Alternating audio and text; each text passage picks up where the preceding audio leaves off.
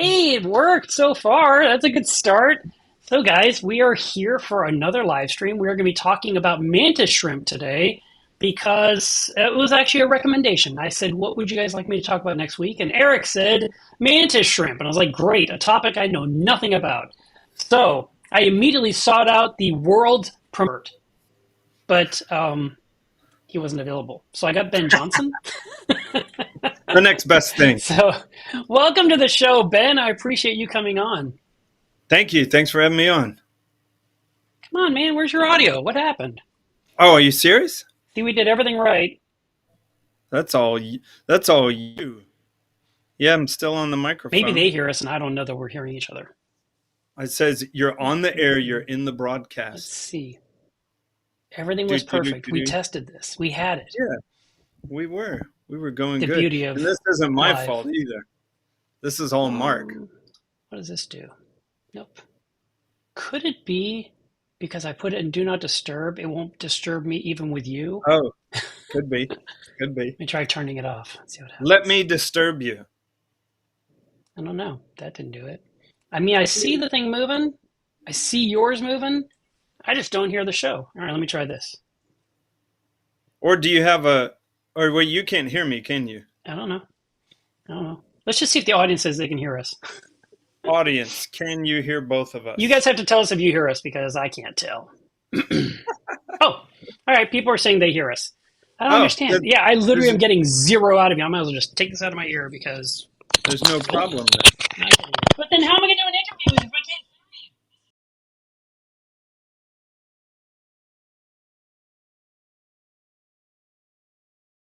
One more wire. There's always one more wire.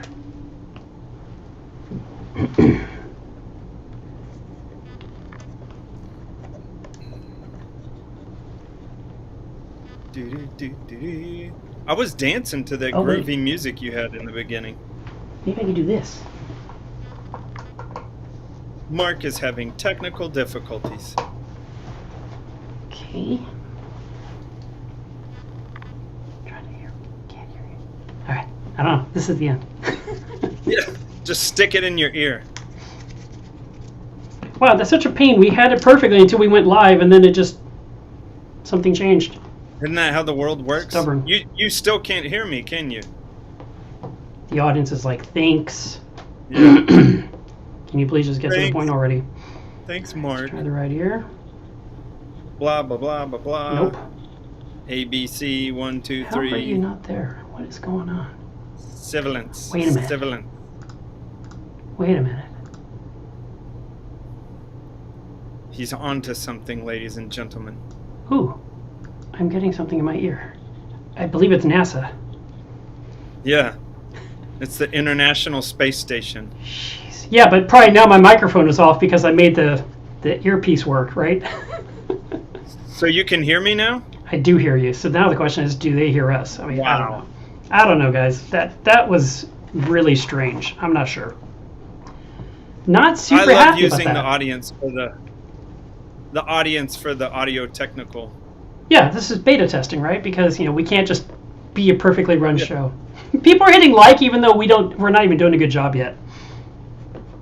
Well, thank you guys. They already like us, so it's all uphill from here. It's like if we could just produce Can't go any lower than that. if we could just give them a little good content, that would wrap up the show perfectly. So many wires. Yes. I hate this. Oh my god. I feel so discombobulated. All right, so A little morsel. yeah. This week, I see Richard Ross is here. So does that mean we have to end the show? I mean, what happens? Are you allowed to talk when you're not on camera with him? Yeah, no, we're lovers, so he always stalks me. Oh, okay. All right. Well, they say they hear me. All right, Ben. First of all, I don't know if you brought any treats with you, but I brought some with me because I know you love candy corn. Yeah. If anyone out of context wants to understand that, so me and Richard Ross do a podcast called Reef Beef, and just long story short is I hate candy corns. That's the whole premise of our show, really. It's just my hatred for candy corns.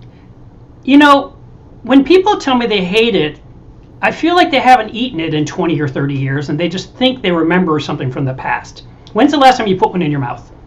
Well, I don't have to get hit by a bus to know that I don't like get hitting by buses. That's But a valid point. I've probably had one in the last 3 years just to remind Oh, my. It's just like okay. I So have to yeah. pull out a hammer and hit my hand and go, yeah, I don't like that. All right, fair enough. All right. No, I just like people say, oh, it tastes like wax. I'm literally eating it. There's no wax. I know what wax is. I've got a candle right here. I can chew on it, and that's a completely different flavor. So to me, it tastes like icing, frosting. I don't know how it tastes like wax to someone else. It tastes like tonsil stones to me. I've never tasted that before, but I'm just going to Consider have to respectfully disagree. All right, Ben. Just to catch you guys up a little bit of what's going on this week, before this interview, I had to work on Coral Magazine all week long, and I'm still not done. I have a lot to do, and it just seems like my progress forward is like a snail's pace because I have to absorb and learn. And then when I send something off to be laid out, immediately Matt says, you shouldn't have done that. And then, I get something else sent to me, and they're like, that's why you shouldn't have done that. And then I'm like, now I have to tell them to redo something. I'm like, I'm not going to do that. So I am cooling my heels a little bit on my stuff. I'm trying to get everything bulletproof. Then I'll have Matt approve my work, which is great because I am his boss. But still, he's going to approve my work, and then I'm going to give it to the layout people. So that was going on, but in between all of that, I had some horrible dental work that had to happen that just was a nightmare. And I posted on Facebook that I was out of commission, and I was. I went in for a single crown. I just needed a new crown put in on a tooth that they've been asking me to do for 5 years. And I just said, okay, let's just finally do it. So you'll quit talking about this tooth. It wasn't infected. It wasn't, it just wasn't great. And she goes, I want to crown it. And I was like, okay. And then like a week before I'm going in for the work, I noticed a tooth in front of it has this weird V that I've never seen before. It's usually a round tooth, and there's suddenly this V in the back, like a notch. I'm like, what came off this tooth, or what broke, or what rotted, or I don't. Did the cleaning lady that cleaned my teeth a few weeks ago clean too well? I don't know what happened, but there's like this notch. So I told the dentist, and then of course, during the cleaning, they said there's a problem we have with these two front teeth as well that we're worried about. And I was just like, it's like, all right, just fix everything. And I said, just give me the nitrox gas because I'm going to need to calm down because I hate the dentist. Like, I hate them. I don't like paying for their car payments. I don't like putting their kids through college. I don't like any of it. And yes, I chew on these all the time and I use them to smile. So I kind of need them. But at the same time, it's like I hate going there for the cleanings because I always find something wrong. And they drilled and drilled and drilled. And I was in the chair for 3 hours. And then And then $3,500 later, they said, okay, we're done. And I looked in the little mirror they handed me, and I saw this huge, horrible gap. I was like, no. And they said, well, that tooth may turn, and you'll be back in a couple of days to put the crown on. I was like, okay. So I showed up, and I said, okay, I can't close my mouth properly. The new crown has to go in. This gap is a nightmare. You got to fix it. And I was in the chair for another hour with more drilling. And no Novocaine this time. It was like, no, we're just going to work on top of the tooth because it's just adding. I'm like, uh-huh. And then she's like grinding. I'm like, I think there's a nerve still in there. I don't know. So I survived it. It was not fun. I usually white knuckle my way through it. And my teeth look okay. And I'm okay now. But I was really stressed out about all that. And I mean, there I was in the midst of this procedure, and I had to stop them. Like, oh, is it hurting? I'm like, no, my heart is going a mile a minute. And they checked, and I was like, yeah, it's actually going really fast. You should just keep breathing. And I'm like inhaling that gas like I'm a rebreather and scuba diving. I'm just like holding it in so it can all get into my lungs and get into my bloodstream to calm me, and then I breathe out. I know, like that. I'm trying to hold it in like the drug guys. And it wasn't working. And it was terrible. So I had to share that with you because you guys also, I have to share a little bit of my life with you each week. But I was about to say, is this about teeth? It was. And it's not anymore. We're going to talk about Mantis Shrimp. I did do a lot of homework, but I retained almost nothing, which is really sad. So sounds like my entire life. I brought backup. So I've got Coral Magazine. Wait, Mark, let me do one thing real quick. And Coral Magazine. I want to do two things. First of all, I want to congratulate you for getting onto the Coral team. Thank you. That is very, very awesome, and that magazine is going to be that much better for it. And I hope. I also want to say I am one of the many people in this industry that very much enjoyed Markna. I remember those 2 days, about a day, when I was a little worried because it was a weekend. I was like, man, I want to see all this stuff. But it was easy for me to tune in. I tuned into at least some part of every single talk. Nice. And dude, I really mean this from the bottom of my heart. That was super fun. It was insane what you went through because you were on a generator and all the stuff that was going on. Yeah. And I know lots of people enjoyed this, and I really, really enjoyed. I learned, I've been doing this for 25 years professionally. I learned several things from that Markna. Those speakers were fantastic. They had so much good information. I was learning things at the same time. I really enjoyed it a lot. Big time. So I want to congratulate you and thank you. I just realized the Markna thing's in the corner. This was not turned on. Yeah. Why is that there? Let's see if I can figure out how to get rid of it. It might just stay with us. There we go. It's foreshadowing because I'm going to be a speaker next time. There you go. Everyone keeps wanting another Markna. I'm like, that was a one and done. We did it. I just had to prove it can be done once. No, I don't think your fans are going to let you get away with that. Yeah. Well, if Markna will keep doing their show, I won't have to do a Markna. Let's put it that way. So when they quit, Markna resumes. Maybe I don't know. I can't really think of a good cohesive work with them situation. But maybe I should just do something a different time of year. Maybe not quite as long. Not worry about sponsors. Not worry about prizes. Just maybe they could just put you in charge of the online version of it.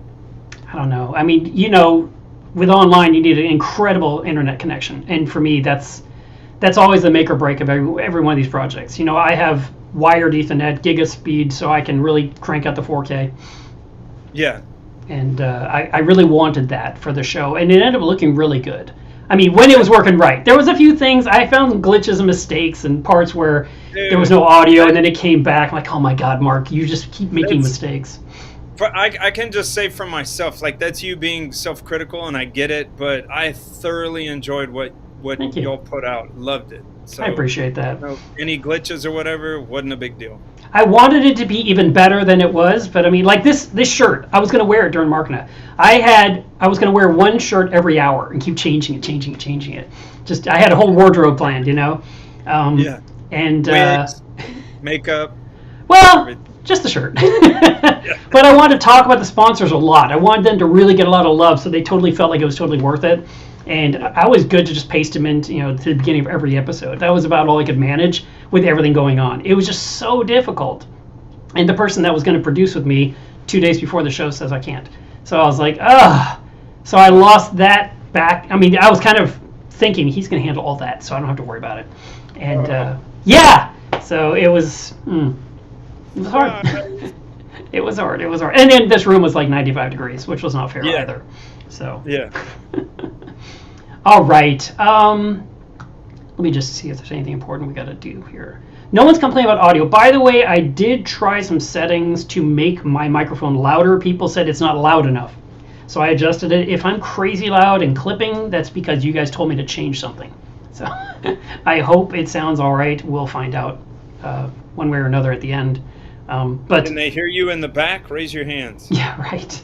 It's just, the thing is, I will watch the playback, and I'll also get a commercial, and the commercial and me sound the same. I'm like, well, it's the right volume. But then people are like, oh, I realized I turned it all the way up to 100%. I'm like, well, who cares? I mean, but yes, I understand that, but... Hey, just be glad you don't get that thing where you crank it up when we're talking, and then an ad comes on and it blows your eardrums out. Yeah, maybe that, I don't know. Yeah, I have no idea. But in the meantime, let's just get into our topic. I wanted to get into Mantis Shrimp a little bit because, like I said, someone requested it. And I did ask a number of people, who knows a lot. And then Ben said, I know a lot. And I was like, oh, perfect. So that's why Ben is here today. He knows a lot. But I do want to mention this guy. This was in the Coral magazine of 2015.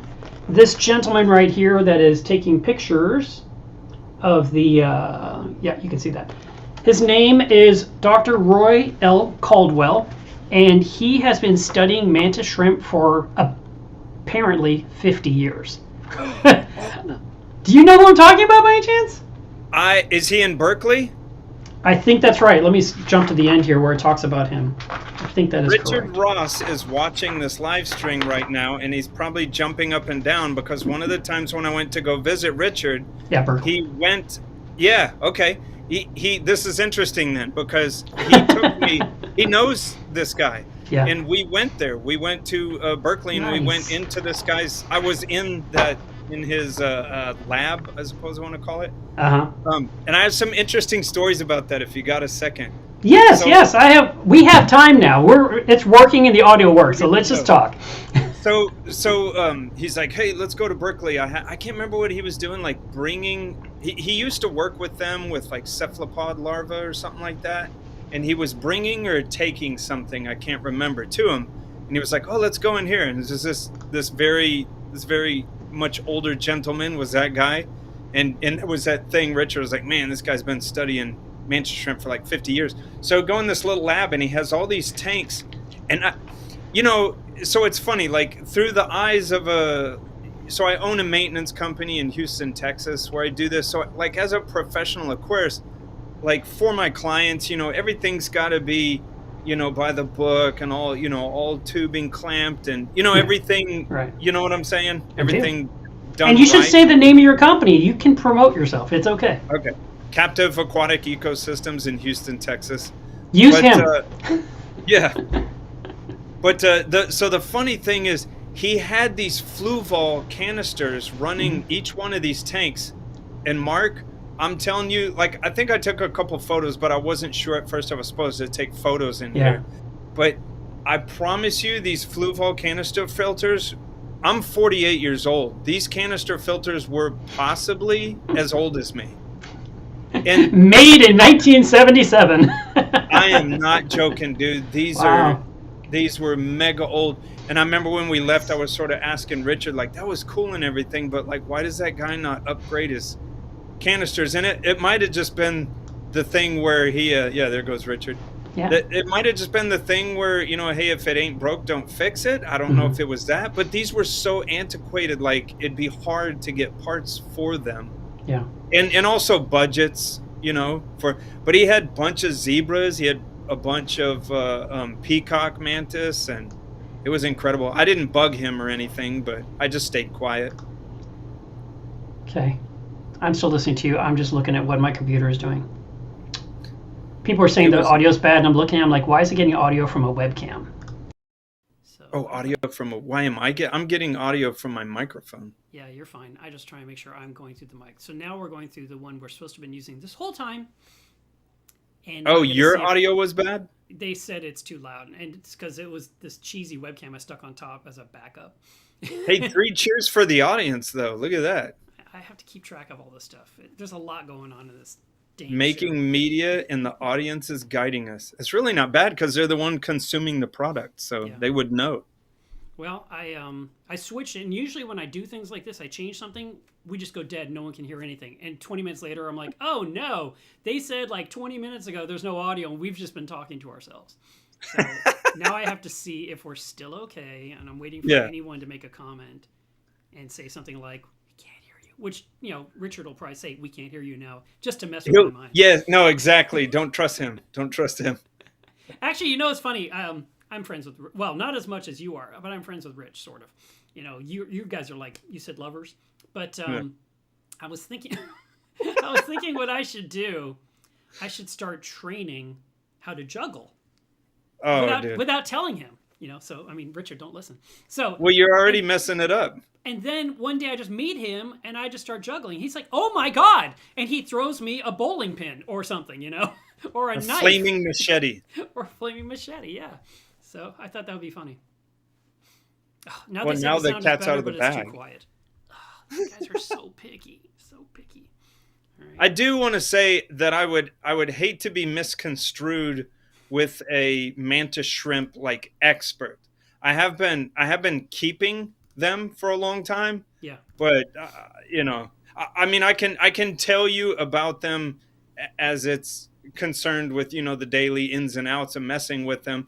I do I do know a couple factual things, like I believe they see more color. They have more color receptors in their eyes than we do. Yes.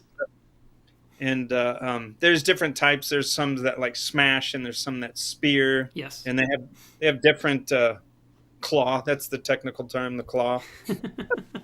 Actually, the terms were so hard that's why I couldn't retain the information.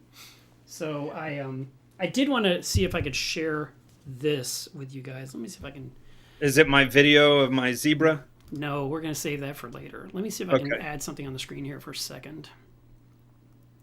Why did it do that? It just got rid of you. It just like, you're gone. I know. It did the right thing. It's very rude. All right, let me see if I can do an overlay here. Just into the trash. I think I can do this. Nope, we'll do this. You are the master of your own destiny, Mark. We'll see. That doesn't look right. Oh, hang on. I have an idea. Now there's two of me. Even worse. Oh, the Even world's worse. in trouble now. I know. We don't want that. Let's see if I can switch this to maybe iPhone. The other you is a little more handsome. Oh, he's gone now. That's Oh, it wants to know if you're connecting to headphones. No, I don't want to. That's just want to straight show peer that. pressure. I want to show this. Peer pressure. So this picture, I'm going to make it bigger. That is in Coral Magazine. So I found these pictures. And I took pictures with my phone of the magazine. I don't think that breaks copyright law. Well, you work there now. Who knows? But that right there, those are the eyes of a male mantis shrimp, and in between is a baby. One of the eggs that hatched, the larva, is starting to swim up and disappears into the water column. I mean, that's how tiny that little guy is. It's amazing. It is teeny. And then this guy was pretty cool. Look at that. He looks so fake. I mean, I can't believe it. He looks like he wants us to take him to his leader. Yes, exactly. And then this article here is by Roy. See, down here at the bottom? Oh, very cool. It says his name, Dr. Roy L. Caldwell. So he took a series of pictures of these. Let me see if I can turn my phone sideways if that makes this better. Mantis versus mantis. That's exactly what this was. And he shows the actual battle between a male and a female in Coral Magazine. Whoa. And he's showing, the impact and how she actually wrecks one of his eyes permanently. Like, she hits it and he loses an eye for the rest of his life. Is this the thing, though? Is there, like, coitus non interruptus? Is it aggressive? Believe it or not, this had nothing to do with sex. The male wanted the hole she chose, and she was defending her spot, her territory. Dude, chivalry is dead. He was just kicking her out. So after all that was done, she left, and she just said, "Take the hole, then." So there he is inside the hole, but he has one eye instead. He lost an eye to get a home. Like, and really, the thing is, you'd have to ask him, was that worth it? Yeah, exactly. You got your hole, and now you have one eye. So you have one eye, but they said, but Roy said the eye is so fantastic. You earlier alluded to that it actually can make up for it. It doesn't suffer from like some kind of deprivation. It just uses the other one twice as hard. So, but see, we're just assuming that. Has anyone actually asked the mantis though? I love that. Well, Roy was the one, so I mean, he would have to decide. Is that like a you have two kidneys situation? We still have this two screen thing. How is this two people? Double marks. Hey, that guy's wearing your shirt. There's Ben. See, there's Ben. But we had it set up so beautifully. Why did it all mess up? Oh, I see what's happening. Let's do this. I'll get rid of this. There! Now it's us. Okay. I like that. It's Mark and Ben fractals all the way down. Today it's really being not nice. Facetious. Yeah. How dare it? Then I found this article. What happened? This is in Coral Magazine of 2012. Cool. Giant clams. And inside it is... Oh, the zebras. I spoiled it. I got it. I'm on the wrong page. Hang on. You open it to an ad of... There you go. That's what I have. Yes. So that's why I didn't show your video yet, because we have this to kind of wet everyone's tongues with. And you know what stinks? I haven't read that article. Well, it was 2012, so you shouldn't rush yourself. When you get to it, you get to it. I'm saving it for a rainy day. This right here is not a painting on a wall, like in a cave by a caveman. This is actually, I mean, I was like, someone painted this thing at some point, and it's like, no, this is actually a fossilized stomatopod. Stomatopod. 100 million years ago, apparently. So like a mantis of yore. Yeah, of yore. Yes. So this fantastic picture here, this mantis is catching that damsel, and it has actually stabbed itself with its little. Yeah, see it like goes up and under. Yeah, it goes like into their body, and that way they can't escape. He's just saying, "Come here, come hither." They're a very weird animal. I mean, the more you look at the pictures, the more they don't make sense to me. Well, they're doggies. They're also they're just. It's very close to like staring at an actual like a praying mantis outside, like because they cock their heads and move their eyes, and it's just something weird about it. Like it doesn't feel like some other regular animal that you're keeping. It seems intelligent the way it looks at you and maneuvers around, and it's sort of creepy. Yeah. No, according to Roy. Yes. Actually, I did say Ron. According to Roy, these guys are super smart, and you have to be smart around them. Like, for example, when he talked about setting up the perfect or the ideal aquarium, he talked about how much sand you had to use and how you had to keep adding the sand gradually so it could create a home, a tube, a protective entry and exit point like you have in yours. Yeah. And he said, but because I've recommended so much sand and you only have a little bit of water above it, it's near the top of the aquarium if you're using this size aquarium. And he said you would need to look at the mantis through the side of the tank. Do not look at it from above because it'll just knock your eye out. And I was just like, wow. I mean, must have happened to somebody or we wouldn't have mentioned it, right? So I didn't really know that they did that extensively until so my zebra is sort of hard to guesstimate the measurement, but I think he's about 8 inches. Mm-hmm.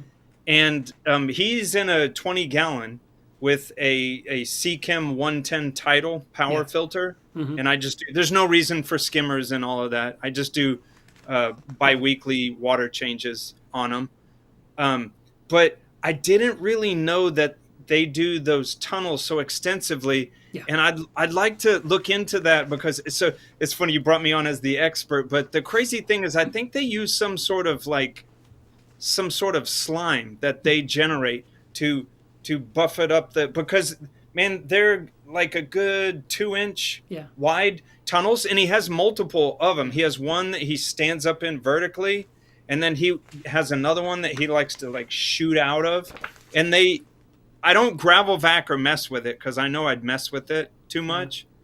But somehow it's got to be some sort of mucus because somehow these tubes just stay vertically and horizontally. If we look at this one picture down here at the bottom, you can see the entire wall above its head is solid. And it didn't just find a solid rock, it made that, like you said, it excretes or secretes a mucus into the sand.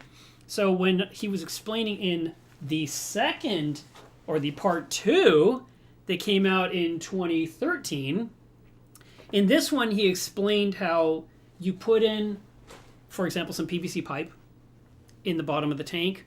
You maybe even silicone it in place, and you add enough sand to almost cover the hole, but not quite. Then you put in the mantis shrimp, and it will start to make kind of a perimeter around the doorway, and you add more sand, and it will keep building, and you keep doing it, and it will build a tube upward. Because he was saying that you want to have vertical height, and a lot of people don't do that with mantis shrimp. They have a shallow tank, or a tank with like some sand, but it's not like a 12 to 18 inch sand bed, like you might do with garden eels. And he said, and you're going to raise the sand up gradually, a fixed amount, never covering the hole entirely, and it will keep building that perimeter. And, now I feel like I need to put some more. I mean, it's pretty thick substrate. I'd say 3 inches, but that's not thick according to him. Right. No, I'll have to mail you my magazines, apparently. Actually, if you have a Coral Magazine subscription, you might... No, you won't. This is too long ago. I was going to say the digital copies exist, but I don't think they go back to 2012, 2013. Oh, that's true. But I can send you photographs of the pages. Mine, I don't... See, I'd be interested from Dr. Roy. What is his last name? McCullough. Caldwell, Caldwell. Caldwell, PhD, by the way. That's what that's what I was going to say. He earned a doctorate, so I want to Yeah. call him Dr. Caldwell, not just Roy. Good old Yeah. Roy, like he's the I janitor. call everyone. I say, hey Ben, I should be Mr. Johnson's on with us today. So Mr. here you can Johnson. see the arms, and he was showing how when they molt, they of course get bigger and bigger as they each time they molt. And he said sometimes during their fights they lose those arms, but after 3 to 4 molts they have an arm back. They just grow a new one. Yeah, just like other. Am I wrong by calling them arthropods, or did it say they're stomatopods? There was so many names in here that I was starting to wonder if I was even talking about the same thing anymore. I thought these were all mantis shrimp. He shows how to catch them with a tool that has a wire loop on it. I know it's really hard to see, but he actually puts it in front of the hole. All right, got to figure out where my hand is. So he's got the circle right there in front of the hole, and then he puts a fish right in front of it, and the mantis comes out, and then he pulls the loop tight like a lasso, and is That's able sort to of remove the shrimp. like the Cenobites from Hellraiser. It's crazy. I mean, and these adorable little eggs down here that have the eyes showing. It's just really adorable! I wanted to zoom in, but the camera's out of focus, so I have to hold it back, unfortunately. But anyway, you guys should have subscribed a decade ago. It's your fault you don't have these beautiful images. Man, as far as like you were saying about like messing with them, yeah. First of all, I'm an adult. Like I remember back when I was younger, keeping fish, like I would mess with stuff, and that was fun. But nowadays, I just respect stuff. Yes, and that's one thing is that 8-inch mantis. Like I don't mess with him at all.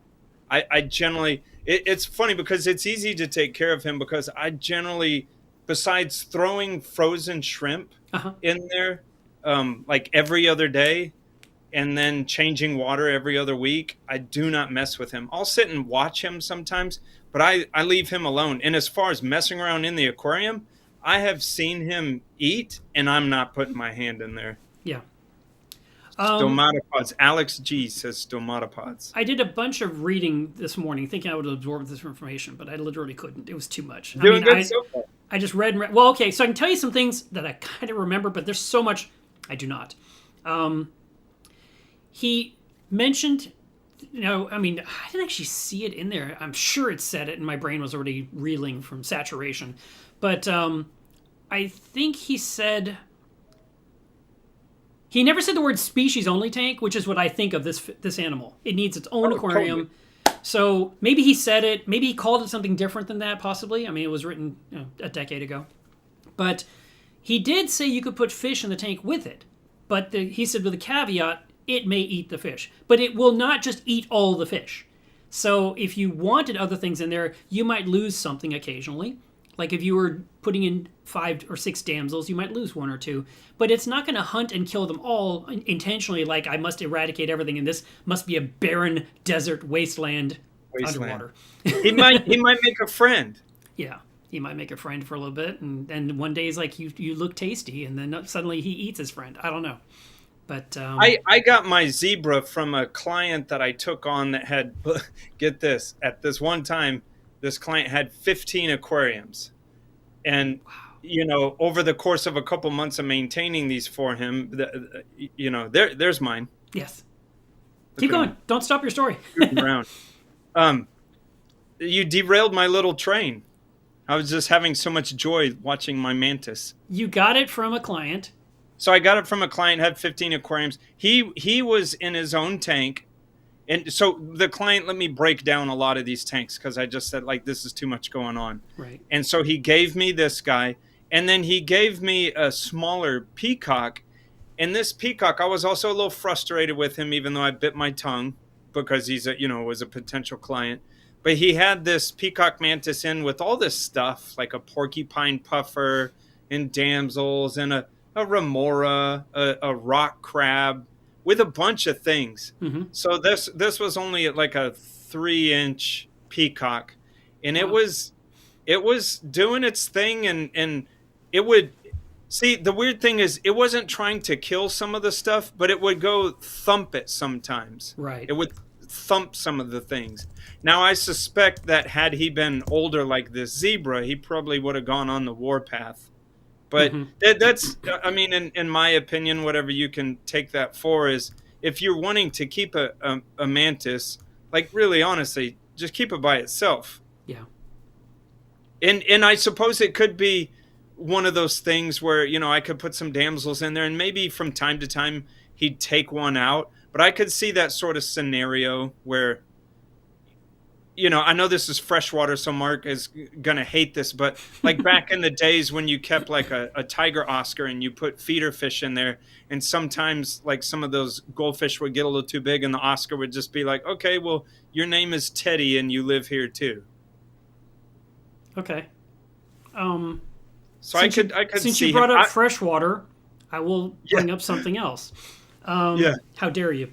Since How you brought dare up, you. I mean, seriously, in the article I read, he said never feed your mantis freshwater fish. Huh. So even he hates freshwater.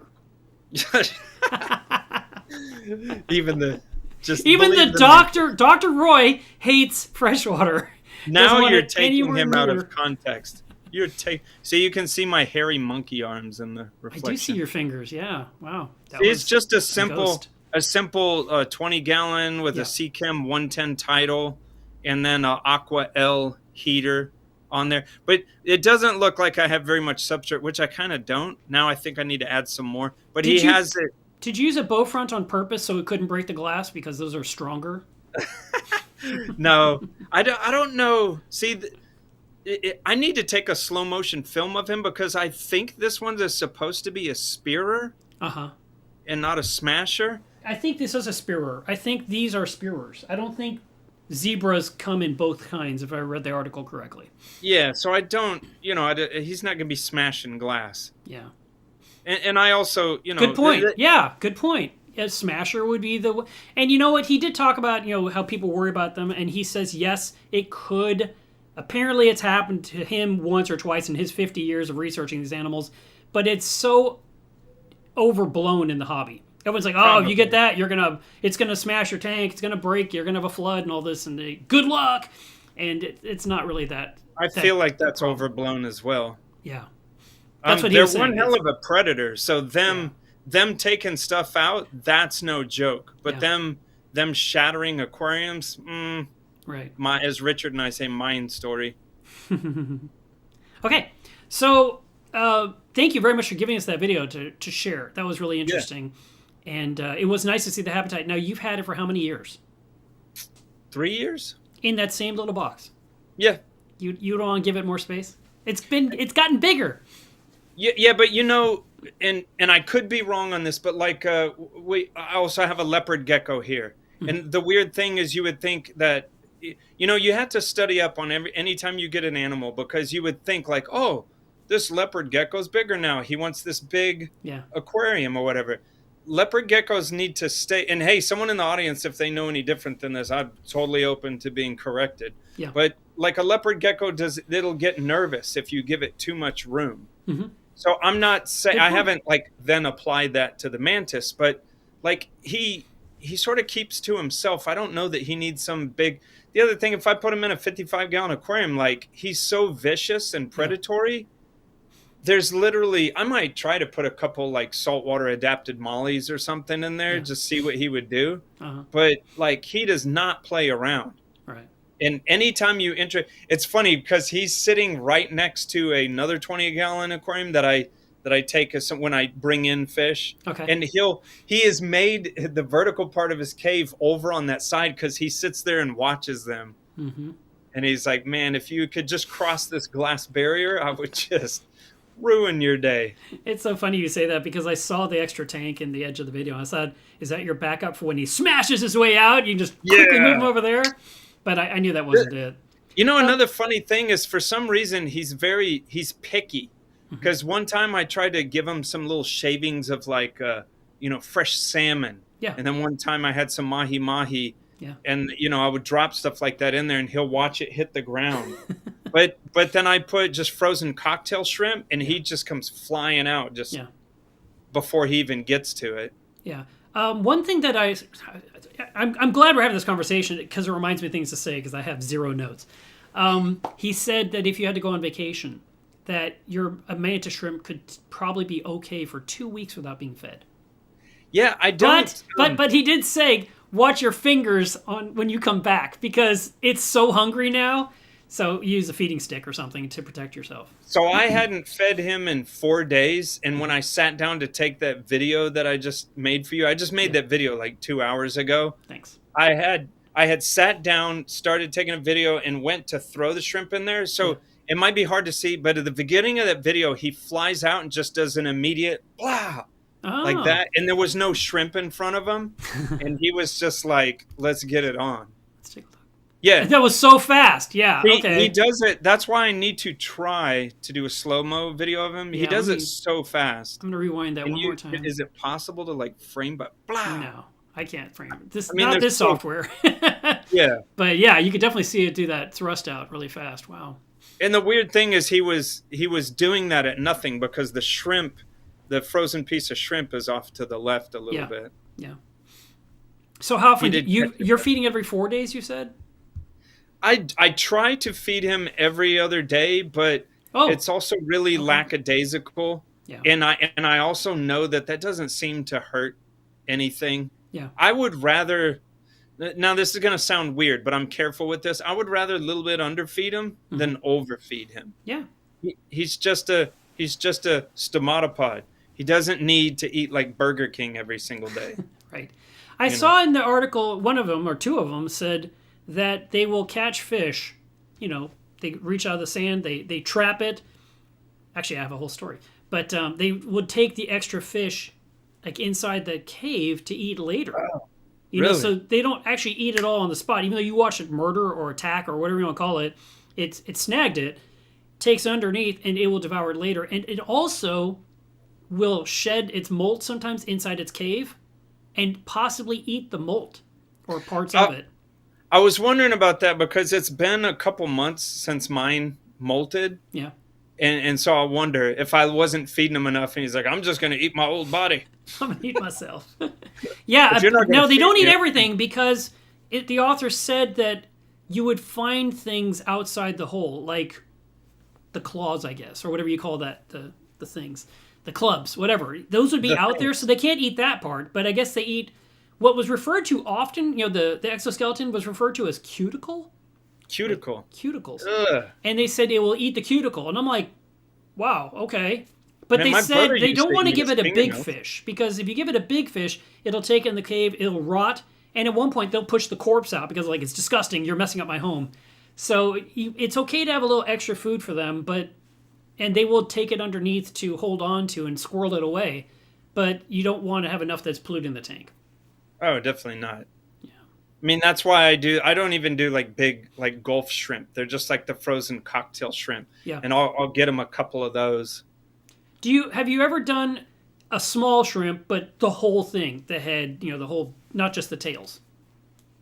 Yeah, and he made a big mess of it. Like you said, he left a lot of it. And Okay. see, that's why I like to do the cocktail shrimp because it's not like I'm scared of him, but I respect him. Yeah. And the ways that I've seen him eat, it's like it's like if you had a gaboon viper tarantula, like I could put my hand in there, but I'm not trying to do that on purpose. I'm trying to respect his space. Yeah, yeah. And if you saw how fast he throws that thing, Yeah. I couldn't, my reflexes wouldn't even start moving until after he was done. Yeah. So there's no reason for me to jack with him. So I No. don't put stuff in there that makes a big mess. Okay. Also, in the article, it talked about having some flow in the tank. Doesn't have to be a lot, but it needs to be enough that there's even some circulation in their hole. Now, it doesn't mean you have to point a power head at the hole. You don't have to do that, but you don't want to have a stagnant zone. You don't want to have a cryptic, dead, anoxic area either. And sometimes and they'll have I a can hole on say- each end, but sometimes Yeah. they'll just have one or they'll close one. And he said, don't worry about it. If it's one's closed, that's all right. If they want to open it, they'll open it. If they just want to have one door, that's their choice. I mean, personally, I would take. I wouldn't be happy about someone blowing extra air in my hole, but no, I mean, like on a 20-gallon aquarium, I keep saying it, but because I love the Seachem Tidal Power Filter, works great for a saltwater aquarium, and one of the reasons I like it is because some of these other brands have all this fancy junk in the power filter. This is just a straight big old basket, and you can add whatever you want to in it. Add all sorts of some poly filter, carbon, all this stuff. Yeah. especially to make up for the fact that there's no skimmer on the tank. Mm-hmm. There is one interesting thing, though. I don't run a light on his tank. However, Right.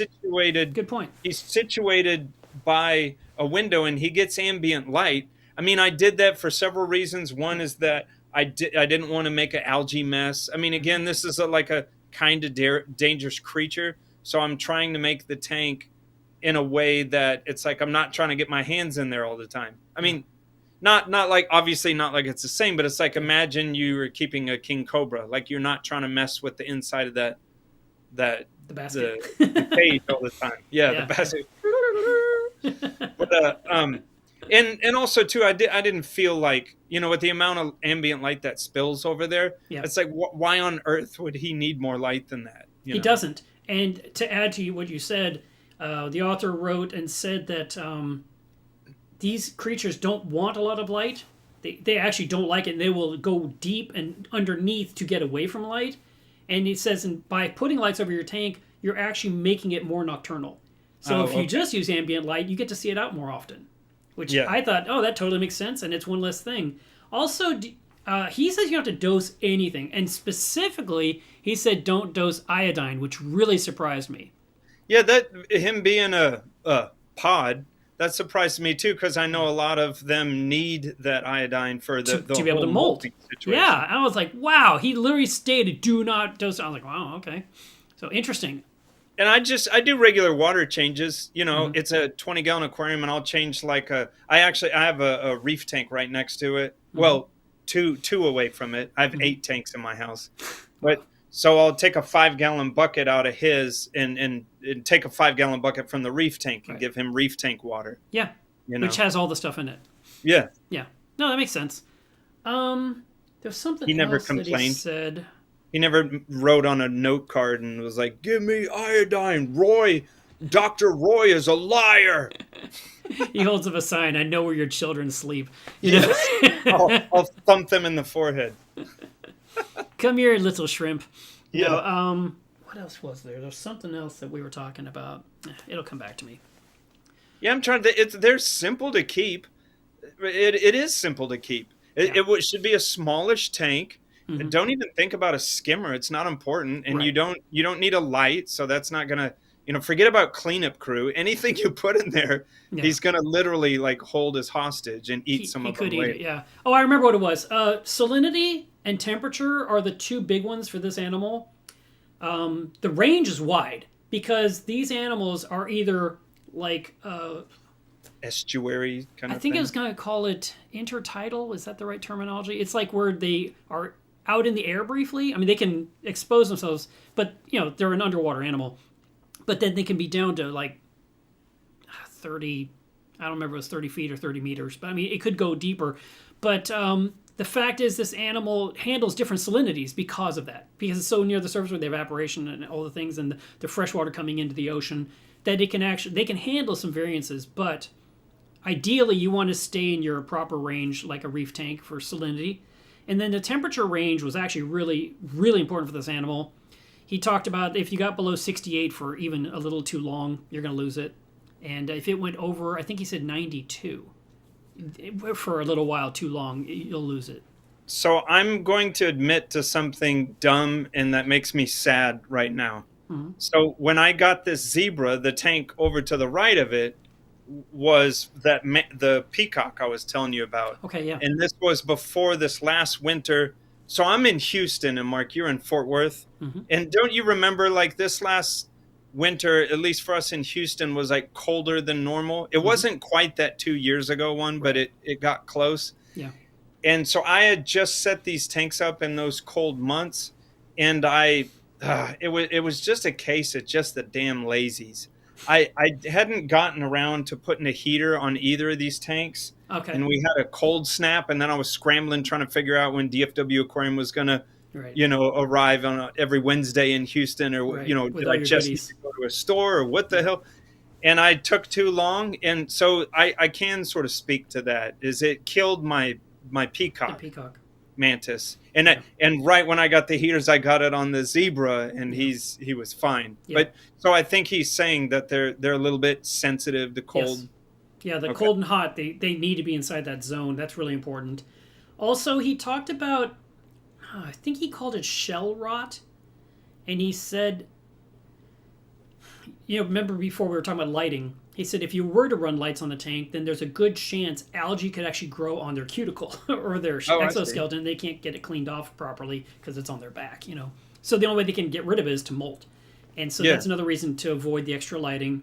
But he said that I lost my train of thought. Dang it. Hey, but I mean, what all this points to is, so the viewer might think like, oh, I want to keep one of those.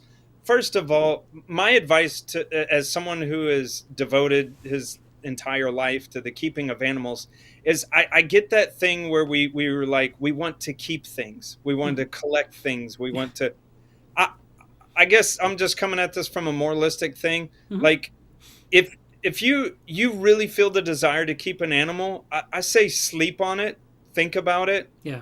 Because we get these harebrained ideas. I remember when I was younger, I got, just like every other person, got like a black emperor scorpion, and it was boring as hell. Yeah. And then, some months later, I took it back to the store. Yeah. And, these experiences like this, just teach me like, hey, you know what? It's cool to sit here and listen to me, Mark, talk about it or watch the video. It's not super exciting. Yeah.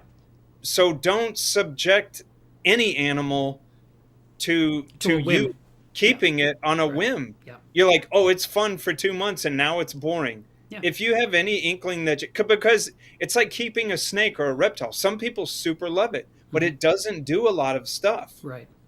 So no, I agree with you. That was very well said. I agree with you. It's tons of fun all the time. These species-only animals they have to suit the owner. You're not doing anything else with the tank. Right. No other inhabitants, no corals, no nothing. No. I mean, you can put some plants in there carefully. Yeah. But you can have macroalgae. Again, because I read so many of these articles from the same man, he had a lot to say. And one of the things he mentioned was don't plant the plants within 6 inches of the hole. And maybe that's so the mantis has a good wide range of view. I don't know. Or maybe it was so it doesn't start ripping plants into the hole. I'm not sure about that part. But he specifically said 6 inches away. He did talk about tank size, and he was saying these sizes are insane. No one would do this. He says, but if you want this mantis, and I think this one was like 18 inches long, just a giant animal. He said the tank needs to be 10 feet by 6 feet. It was crazy. He says, I won't even do it. But he's like, but this animal, you take the body size times 4 times 6 lengths. You take the vertical height it needs. You need a tank that size. He says, but don't really have to. So he took an example of a tank, like a 55-gallon, but then he put an acrylic wall in there. He explained it in detail, and I was reading it and reading it and reading it. I was like, I don't understand what he just typed. I would have loved a drawing or a sketch or something, But he did put a divider. But he talked about these holes along the top, which I don't know what those were for. And he talked about some kind of gas exchange, maybe. But then he mentioned tension loops. And I'm like, what? So I'm just confused. But anyway, this is a dude that has 45-year-old flu voles in his. Nah, I'm not. I mean, I believe from what I've heard, he's like the world expert on it. Everything says he is, and he knew a lot. But he was saying with that 55-gallon aquarium, that what are they? They're probably 4 feet long. Yeah. You could make it, put a divider in there and have like a 6-inch wide area for this mantis to live in, full of sand, and you somehow tie it so that the wall can't bow from the weight of the sand. And the mantis will be on that side. And then he said what you can do, depending how you design this home, this habitat, and as you're adding the layers of sand, you can actually build like PVC pipe that you've cut out like a window on it, silicone it to the tank, and then you add the sand, and now you have this window. He says, but then you got to cover the window with black tape. And so that way the mantis feels it's got its dark home. Because otherwise, he will cover it with sand and mucus to make it a dark home. Imagine you're sitting on the toilet and then you hear like a Velcro rip and you look over and there's a giant like, look what he's doing, he's pooping. And it's like, dude. And that's the black tape coming off to take a peek, and then you put it back and leave him alone. Yeah. But that's how you got some pictures of them with their molt or just the whole animal, being in its hole, because there's not a lot of opportunities to see them in their habitat because they are so secretive. Yeah, I suppose if I put more, as to what he's saying, if I put more substrate in mine, But the way mine is, first of all, it seems weird because I can't tell that he's agitated in any way. He seems happy and healthy. Yeah. And but I have it to where I can pretty much see him. Now he'll hunker down sometimes and just be like this in his Yeah. vertical one. Yeah. Yeah. And then I feel like sometimes, and then he has a horizontal one Yeah. that comes up on that video. Right. Is sometimes I feel like he gets in there when he's like, dude, put me a shrimp in here. And I'm like, okay, so I'll feed him. Yeah. It's like his action tube. No, I was smiling earlier because I was thinking like it's like a mantis habit trail. Yes. Yeah. But you know what? They don't travel much. In those articles, it talked about how once they've got a spot, they're kind of good with it forever. And he said that smaller ones can make the hole, but the adult ones can't produce enough mucus. Huh. And that's why he was saying by doing these layers of sand, they can make a mucus rim. Then you add some more, and they will build it gradually. But if you just give them a whole bunch of sand saying, make a hole, it's like, I can't do it. And it keeps collapsing on it, and it just ends up having a depression and a mantis sitting in a low spot, like in the military, they dig a spot in the ground to shoot, like a foxhole. Foxhole, thank you. I couldn't think of the term. Yeah. So he was saying that's why these guys can't make enough mucus to do it. They can't secrete enough because they're adult. And he talked about another good data point is if you were gonna. First of all, it's hard. It's hard to get big ones like I have. The only reason I have a big one is because it was given it to me. Quality Marine. Quality Marine. Wait, what'd you say? That's genetics. Yeah, it's just Johnson. You were given a big one. Johnson. What am I supposed to say? But Quality Marine Quality Marine is wholesale only, but they recently had one. Man, I should have got it, but I was like, I don't really need doing things on a whim. I don't need another damn mantis. Yeah. But it's that it's that collectoritis. They had lime green ones, and I was like, oh, lime green. I never. Now, I've seen little ones that were green that came from Florida accidentally on Live Rock. Really? Yeah. Oh, wait, yeah. I remember that back in the days when we used to get actual Live Rock, as mantis were a pretty common sort of situation. Yeah, they do have another name that comes from fishermen. They call them thumb splitters because I guess the big ones were plenty capable of splitting your thumb in half. Yeah, the fishermen are pulling things in giant nets. And so they could actually have one in the net that they're unfolding and trying to remove their catch, and they could actually get hurt. I mean, no, I'm not trying to disparage fishermen, but I'm just saying those people that do the shrimp netting, could you imagine just being some person who doesn't even know what these things are, and you're like plucking them off of a net, and it's like, careful, man. Yeah. I was talking to Felicia earlier because I thought she had some experience with mantis. I was trying to get extra information, I love Felicia. You'd think with all the articles I'd have enough, but I was like, no, I need more. And I tried to call Alex, and I started calling people, and of course no one returned my call. But I did talk with Felicia, and she said she used to well, I knew you were coming on. That was done. So I already did that homework on that. But she used to work in a fish store. And there was a new employee, some woman, I don't know the age, she didn't state, that was, I guess, cleaning the tank and just lifted the mantis out to do the cleaning, and was like, I'm just holding it here so to be safe, and the mantis was sitting in her hand basically, or however she held this thing, and Felicia basically just screams, put that down, across the room, and the girl's like, what? And she's just kind of like holding this like you said, thumb splitter in her. I mean, sometimes you get lucky and nothing bad happens.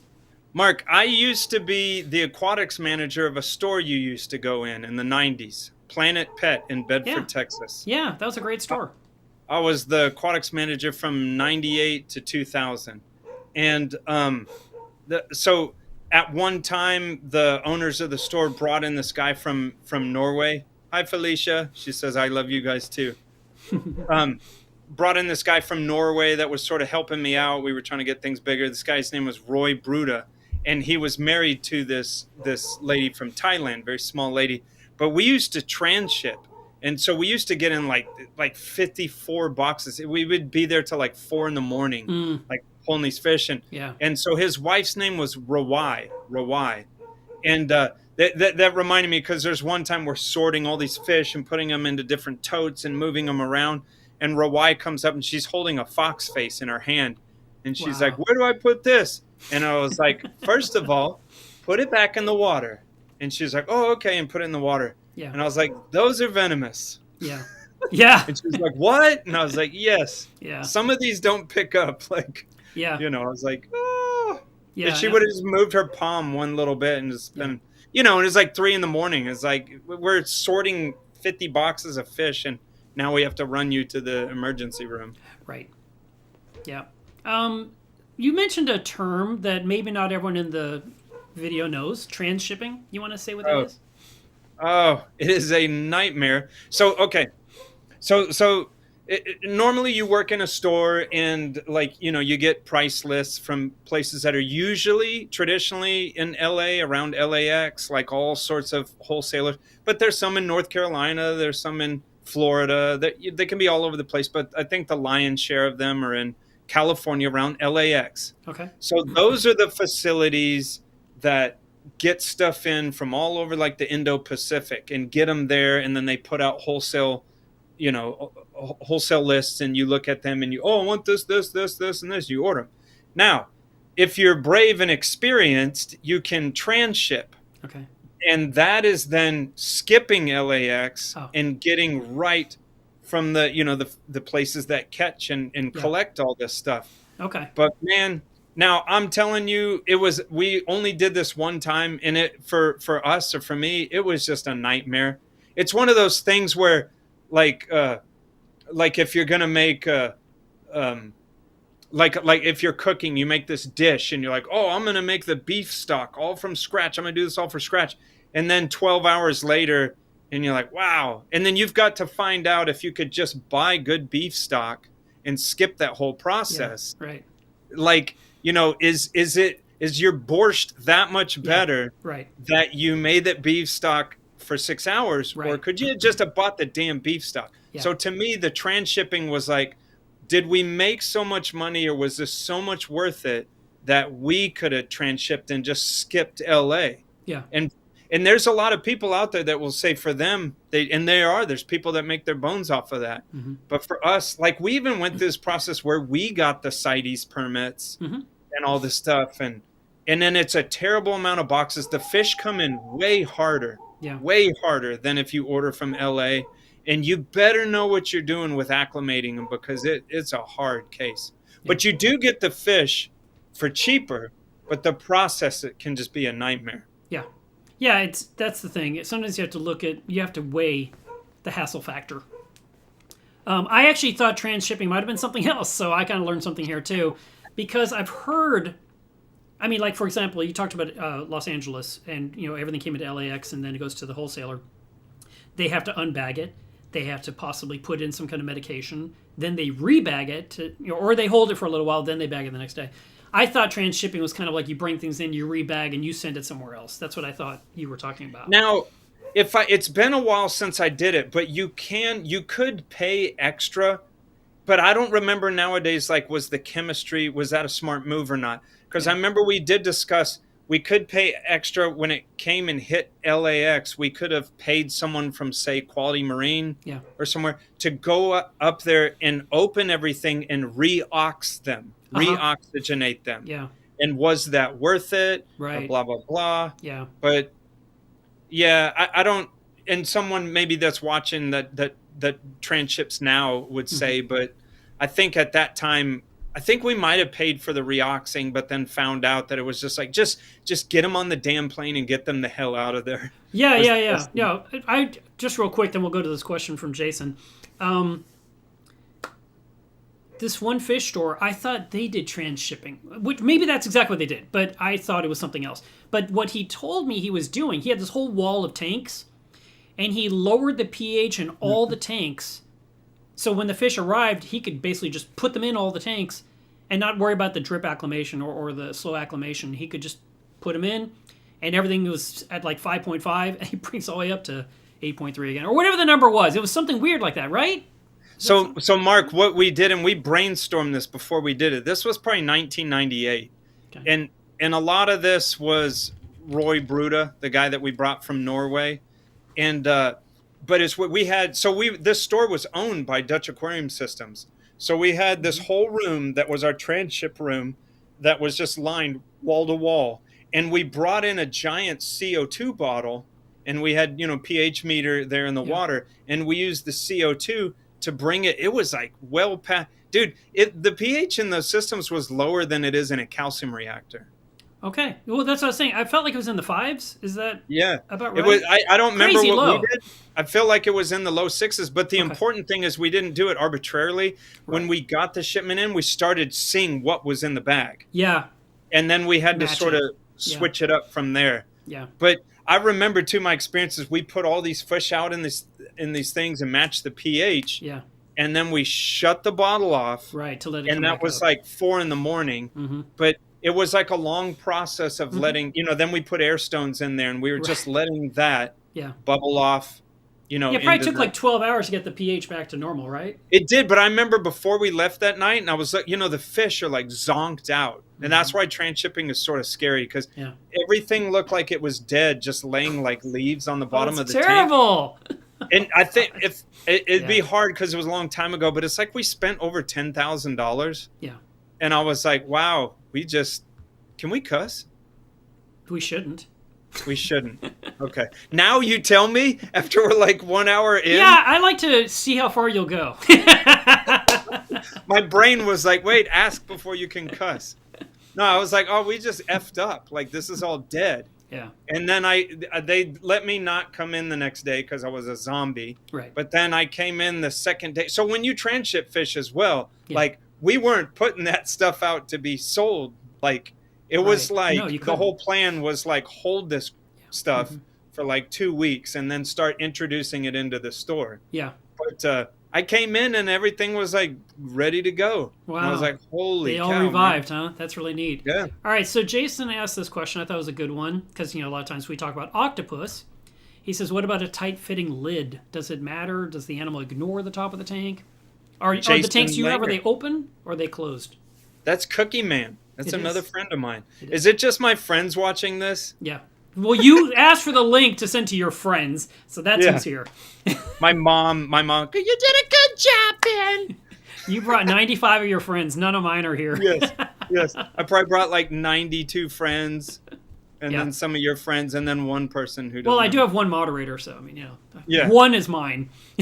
I don't think I would definitely say they're not as curious as an octopus. I do have a traditional glass lid on there, and I do have that sort of old school plastic thing that goes on the back of the glass to cover lid. The gap. Yeah. And I sort of frame out the power filter with that and cut a little thing for the wire for the heater because I know that it could get a little curious, but I also feel like if you do the substrate properly and he has his little hiding tunnels, he almost acts like a clownfish in an anemone. Yeah. He does not really going to get that far from his tunnels. Yeah, they really are territorial, I guess is the best term. They stay close to home. That's what that article said. They don't want to move. They're very, he talked about their relationship, like when they finally mate. By the way, because I'm an editor, I found a mistake in that article where it talked about it said that if the female died from the mated pair, then the male will leave the hole to go find a new female. But in the article, it says to find him instead of her. He has to go find her. He's looking for his new girlfriend. Oh, now you're stepping in. Now you're stepping in poop, Mark, because it's 2023, and whatever sex it is, and it's going to go find another one, that is none of your damn business. I don't think Mantis does that. I think they still do the boy-girl thing, because it talked about... Matter of fact, we can't cuss, but we can talk about penises, and mantises have 2. Really? They put 2 penises into 2 receptacles on the female. But that'd be pretty good for ED issues. If one's not working out, you just go to the backup. Needs to use both. It also says that the female, will carry the sperm for a duration, like months. Huh. Like it keeps it within itself for when it's ready to make eggs to fertilize them within herself. It's a really weird part You of the know, story. I wonder if Richard's still watching, but like that thing I learned about octopus where the male has his sperm in like a packet Yeah, and he'll like give her the packet and it's funny, she can like discard them. yeah. So man, if humans were like this, it's like you'd have to be you couldn't be this sort of like bad dude, because she just like go through her files and be like, "Oh, John, yeah, buy sperm packet." And just Nope. like, Get out of my "Nope, file cabinet. John, you are not in the gene pool." Right. Let's see. Ryan says he's not sure if it was a freak instance or not, but his peacock ultimately jumped out after a year.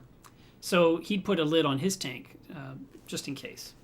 Ryan, so if Ryan's still watching this, like, did yours make extensive tunnels in the substrate?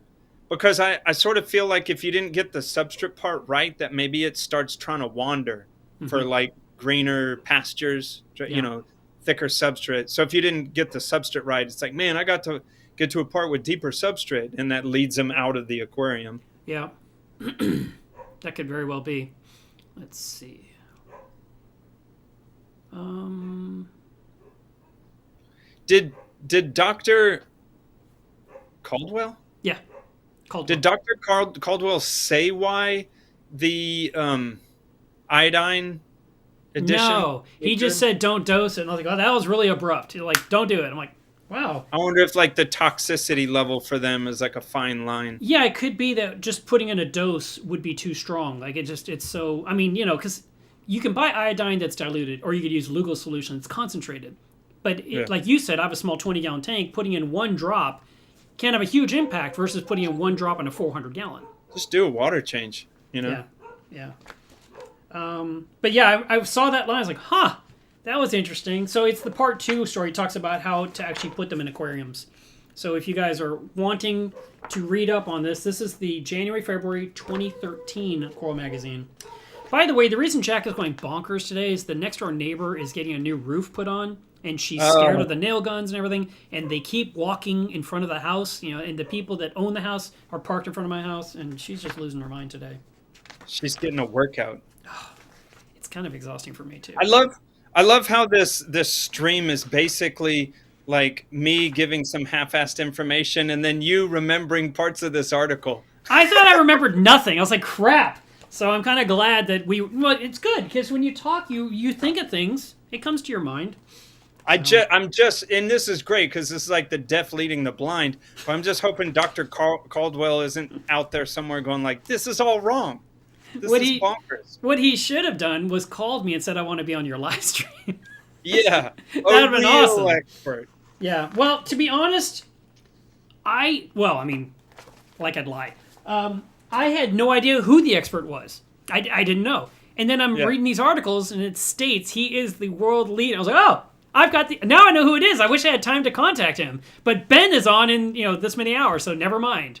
When I just said something too because I mean I don't feel like a slough or something. I mean because I've kept them for a long time. Right, you have experience. Like, it's not like I'm an idiot with them. I don't know the I'm not hired by UCal Berkeley to like he's probably hadn't he been published in like National Geographic and stuff? I only saw him published in Coral, which I think is huge. Way bigger than National Geographic. That is like pinnacle right there.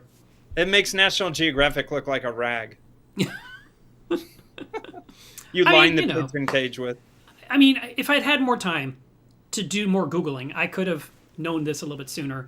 But the whole concept of what we were going to discuss this weekend was basically thought up about 5 days ago. And then I spent 4 days and 17 hours working on Coral. And then this morning I said, I'm going to get up and read the articles I can find. And then I was like, okay, I can't remember anything. And then I was like, and here comes Ben, and you're like, I have no audio. I'm like, oh my god. So that's why I told you I was like, man, we need to be sure that I can do this because like on our Reef Beef podcast, like Richard always laughs at me because I am extremely technologically challenged. So it's always something like my lightning cable is upside down or my the microphone thing was put on wrong, and it's like. It's like, did you do this to the computer? And it's like, I don't know. I'm like, in that Star Trek movie where it's like, hello, computer. I'm just watching you touch the laptop, waiting for it to go bloop, and he's gone. Yeah, and Or that's it's it, frozen. folks. Which would be a good segue because that's about all I know about stomatopods. That's all you got. I did also, because you talked about this stuff. We know it molts.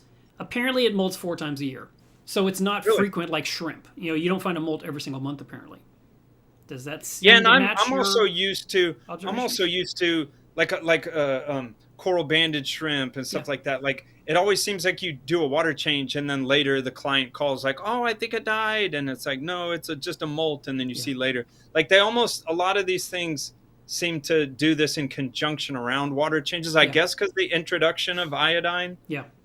is a good time for them. But like I don't notice that mine does that mine Yeah, it doesn't. doesn't line up with a water because you do a water change every 2 weeks, so you'd have a lot of molts in that tank. It's a little Um, hit and miss. I have to be honest. I don't always change it like on there was like. something in here about. Remember, we talked about how it closes the hole, and I remember I wanted to mention this to you before.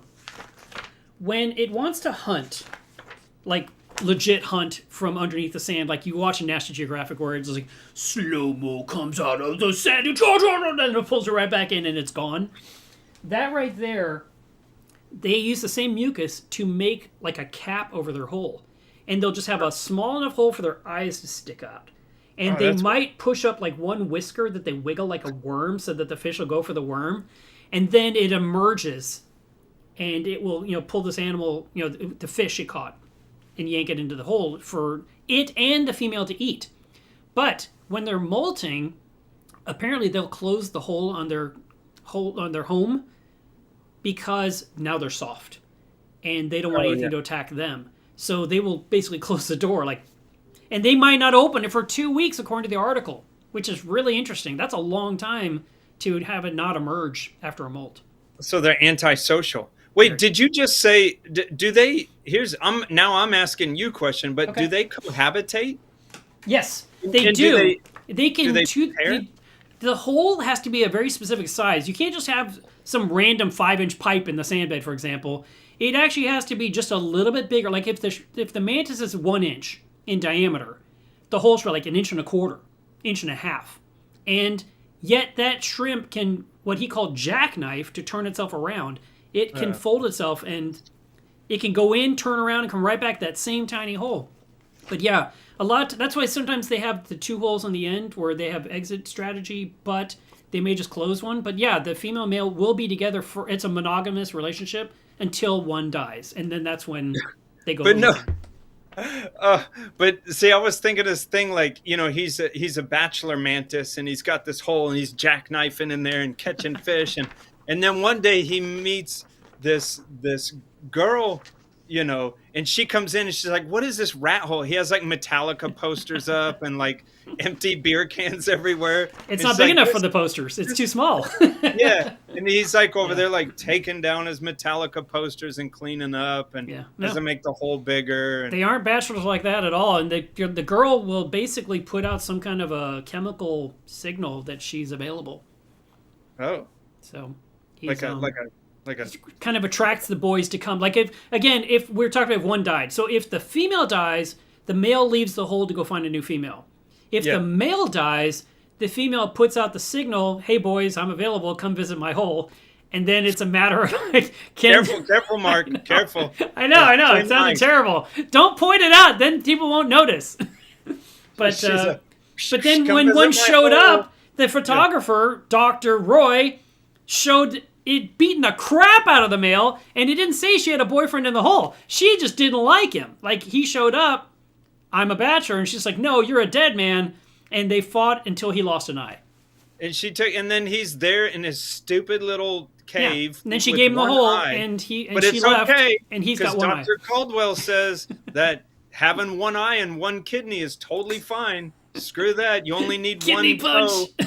You only need one big toe on your right foot, and you're good. You can still hobble and catch rabbits, Yeah. and it's all good. Yeah. So yeah, these animals are interesting to say the least. I mean, the fact that there's so many articles about it was kind of cool. Oh, there was a video that surfaced a while back, and On the Sunset Strip? you might have seen it, where the peacock mantis, I believe it was, would not attack an electric scallop because of the pulsing, the weird chromatic Yeah, thing the they electric do. one. Yeah. It hypnotizes the shrimp, and the shrimp just stops. It just waits and just looks at it, and it's like just moves away and It's just like goes a weird away. neon Like, never sign. mind. Zzz, Instead of it destroying it because it's a clam, it's something you can eat. And it's like, nope. That's why it has this weird signal.